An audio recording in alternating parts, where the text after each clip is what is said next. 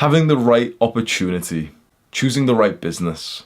This is a trait that a lot of people get wrong. They just simply go to the fastest thing that can make them money. You can say that, oh, but that's still really nice. But the truth is, we're not here to make $70 a day. Choose the lake, choose the boat, then row as hard as possible. How should you choose the right lake and boat?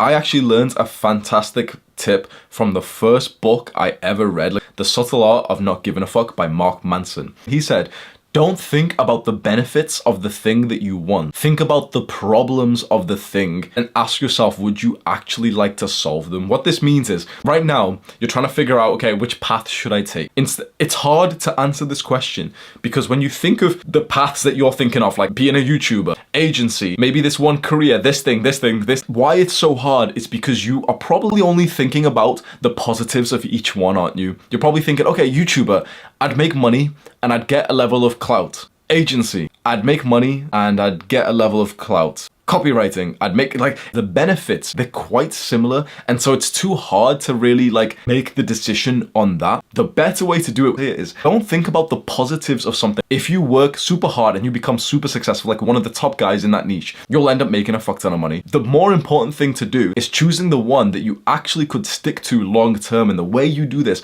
is by asking yourself, what are the problems that you want to solve? I have a very good growth mindset. I genuinely believe that I can do anything. I can create the success. It's just that it's very difficult. It kind of makes sense when you have a growth mindset and you don't have like a small dick. Yeah, like if I worked hard enough, I could achieve whatever I wanted.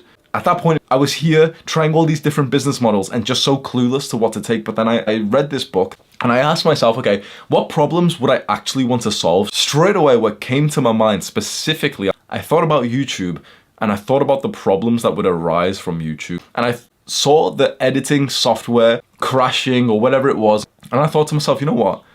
I'd actually happily solve that kind of problem. That's what got me to choose the right business model for me, which was YouTube. It was literally, I did this practice once and we have proof that I chose the right business because here I am today. So this is like the actionable step for you. Make sure you do this right now. Answer this question. What work would you do for free for 10 years? If you want to find out the business model that you should actually do, ask yourself that question. What work would genuinely bring you some kind of joy that you'd do it for free for a few hours every single day? The answer might not come out to you straight away. Another question is, what have you done which is somewhat like work, but you've just done it for fun? So for example, you could be a guy who's really into fitness. When you meet a guy who wants, he's got some fitness goal, but he's not really sure how to do it, you end up giving him advice. So maybe you could become some kind of health coach. It's a good question to ask.